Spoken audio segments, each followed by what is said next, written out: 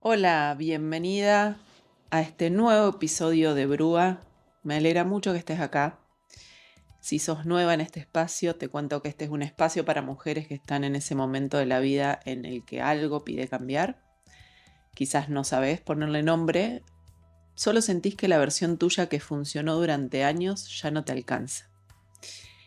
Y hoy en este episodio vamos a hablar de una palabra que usamos todo el tiempo, pero creo que entendemos poco, y que es el deseo.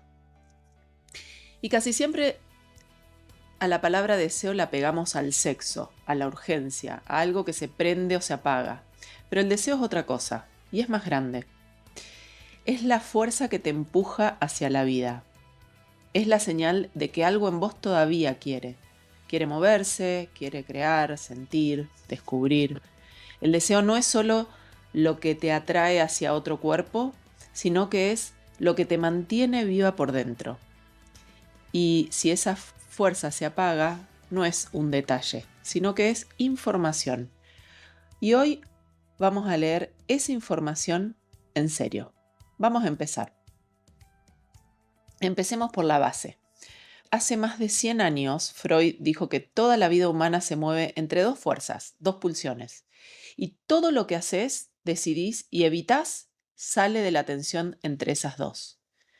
A la primera la llamó Eros, que es la pulsión de vida. Eros es lo que te empuja a sobrevivir, a unirte con otros, a crear, a buscar placer, a sostener la vida.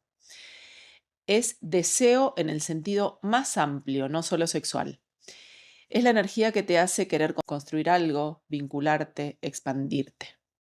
Y a la segunda la llamó Tánatos, que es la pulsión de muerte. Tánatos empuja en la dirección contraria a Eros. Empuja hacia la separación, la destrucción, el repliegue, el quedarte quieta, el volver a un estado donde no pasa nada. Y acá está una idea que es importante, que no es que una sea buena y otra sea mala. Las dos te habitan todo el tiempo. Tu vida, mi vida, es la tensión entre crear y destruir, entre conectar y separarnos, entre expandirnos y contraernos. ¿Y por qué te cuento esto? Porque cuando una mujer dice, perdí el deseo, muchas veces lo que pasó es que Tánatos ganó terreno, no por enfermedad, por agotamiento, por años de darse a los demás, por dejar de alimentar a Eros. El deseo no se evaporó, se quedó sin combustible mientras vos sostenías todo lo demás. Y eso, a diferencia de lo que te dijeron, se puede revertir. Ahora, Freud no fue el primero en ver esto. Muchas culturas lo entendieron mucho antes y de una forma mucho más sana que la nuestra. En varias tradiciones indígenas, la mujer que entra a la segunda mitad de la vida no pierde nada, es al revés. En culturas originarias de América, la mujer que deja de menstruar pasa a ser la guardiana, la sabia de esa comunidad. Deja de dar vida hacia afuera y empieza a sostener vida hacia adentro. La llaman la mujer medicina, la abuela.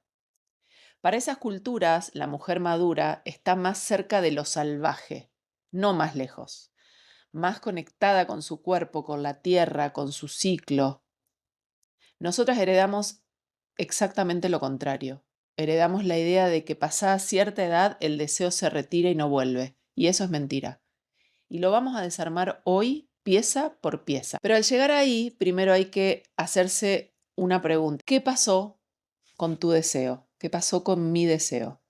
¿Qué pasó con nuestro deseo? No hablo solo de sexo, aunque sí, también hablo de sexo, porque un montón de mujeres llegan a los 50 o 60 preguntándose si algo se rompió adentro, si tiene que ver con las hormonas, si la menopausia las apagó, si la edad es la que bajó el deseo. Y te propongo algo. Quizás nos estamos haciendo la pregunta equivocada. Quizás la pregunta es, ¿extrañas el sexo o extrañar sentirte viva? Porque no es lo mismo. Y confundir las dos cosas te puede costar años. Te cuento cómo yo llegué a esa pregunta. Y fue cuando mis hijos empezaron a irse para la facultad. Mi última hija se fue hace un año Y hace un año y medio, y estamos solos con mi marido.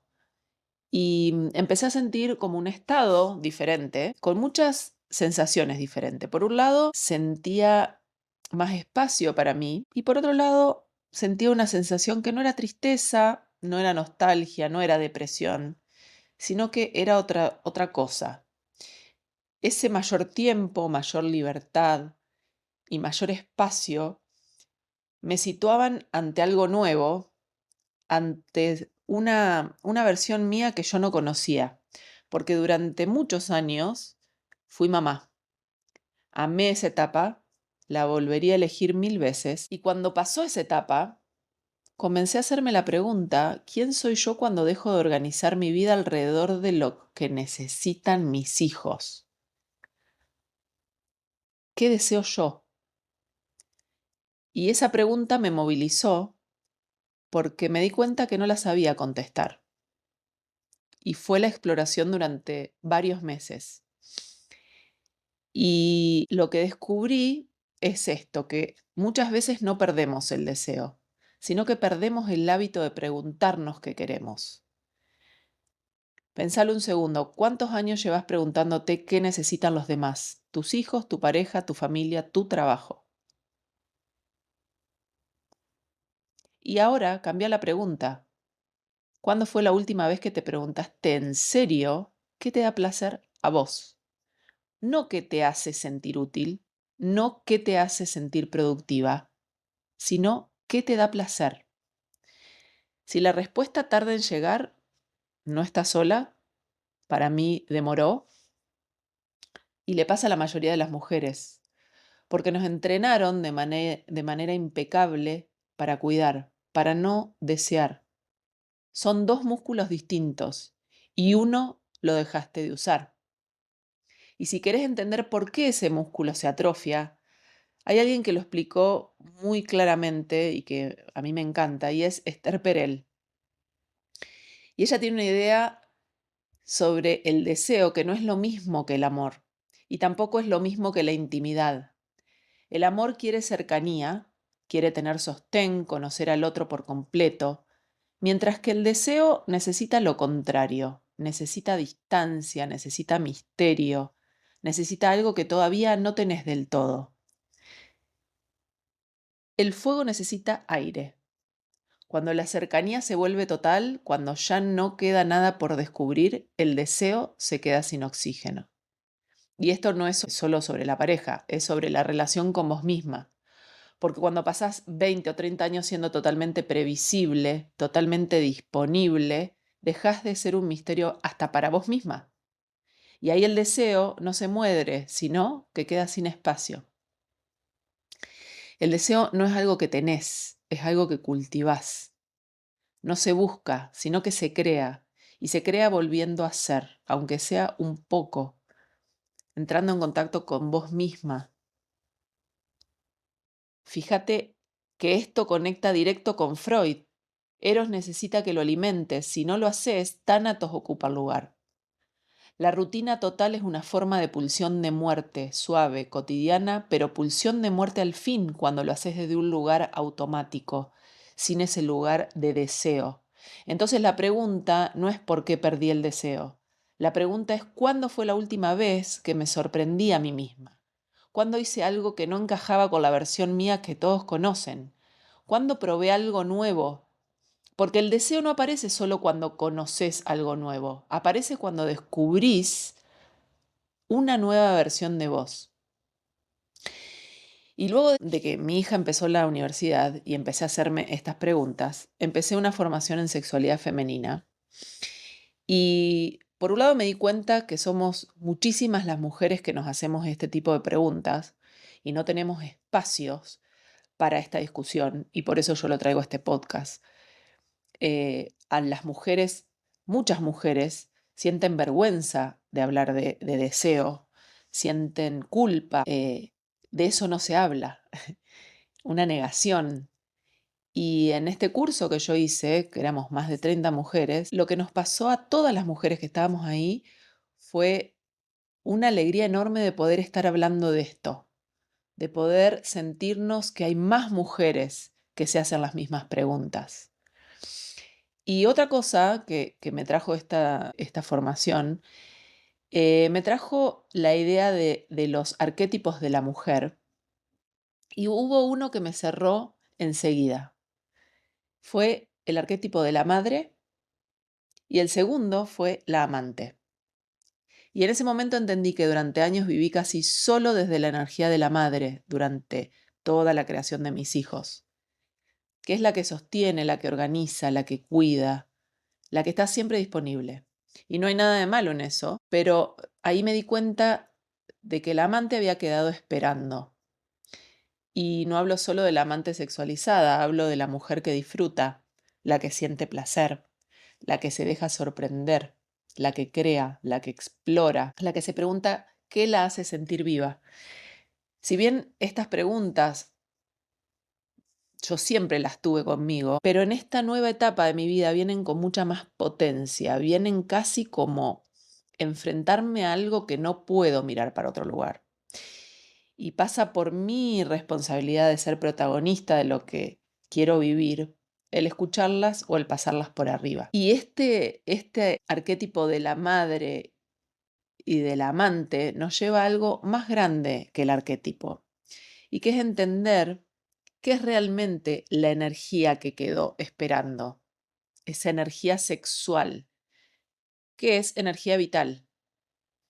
Durante siglos nos vendieron una versión chiquita de la sexualidad, la reproductiva, que está pegada más a la juventud, con un deber de la pareja.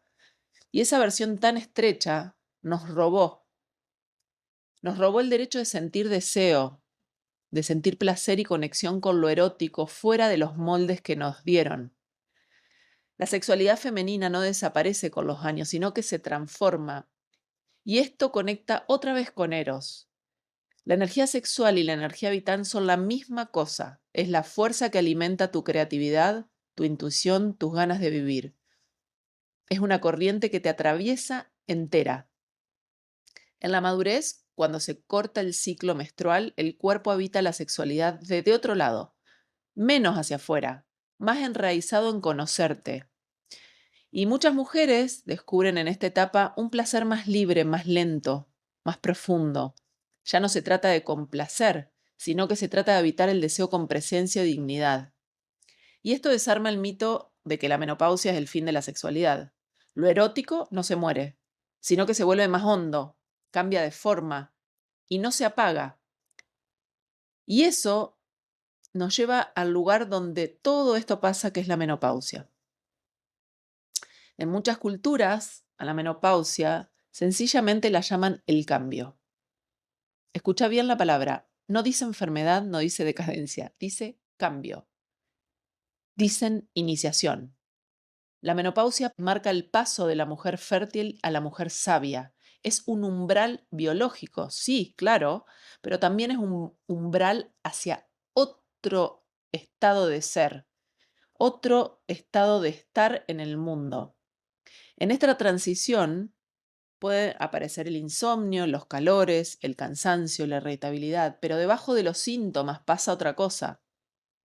Hay una reconfiguración que te empuja hacia adentro, hacia la introspección, hacia el discernimiento, la autenticidad.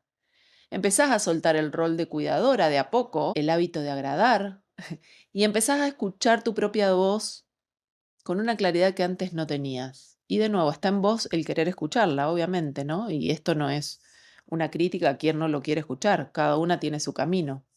Pero la menopausia te abre la posibilidad de mirar tu vida de frente, preguntarte qué pide todavía ser atendido, qué vínculos ya no te nutren, qué deseos quedaron postergados durante años.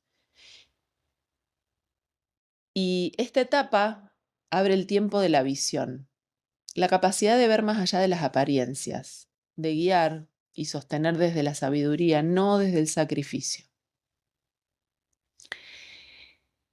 Y si todo esto es así, entonces hay algo que nos cierra en la historia que nos contaron. ¿Cuán importante es el deseo? ¿Cuán importante es esa pulsión de vida en contraposición de la pulsión de muerte, ¿no? Las dos coexisten y hacen parte de la vida. Pero ¿cuánto espacio le abrimos a Eros? ¿Cuánto espacio estamos dispuestas a darle a esa pulsión, al deseo? ¿Y cuánto espacio estamos dispuestas a darle a Tánatos? Y te dejo con una pregunta para que no la contestes rápido, sino déjala que te acompañe, sentila, como siempre yo digo, sentíla en el cuerpo. Y la pregunta es, si mañana te despertás con toda esa pulsión de vida, con todo tu deseo de vuelta, ¿qué cambiaría en tu vida? Y mira tu respuesta, porque capaz no es solo tu vida sexual. Capaz querés viajar, cambiar algo en tu trabajo, aprender algo nuevo, mudarte, escribir, bailar, crear, enamorarte de la vida otra vez. Y si eso pasa, vas a descubrir algo importante, que nunca estuviste hablando solo de sexo, sino que estabas hablando de libertad. Y esa es la verdadera conversación sobre el deseo femenino en la segunda mitad de la vida. No cómo recuperar lo que éramos, sino cómo descubrir quiénes somos hoy en esta etapa de la vida que es tan potente. En el próximo capítulo vamos a seguir hablando un poco de esto. Gracias por quedarte hasta acá, por darte este rato para escuchar algo que casi nunca se dice en voz alta. Y si algo de lo que dije hoy se quedó dando vueltas dentro tuyo, compartilo. Es tan importante compartir y poder cambiar ideas y vivencias. Y no hace falta resolver hoy nada. Simplemente trae la pregunta, sostenela por unos días, abrile el espacio interno si querés. Y ahí contame lo que te va pasando. Nos vemos en el próximo episodio.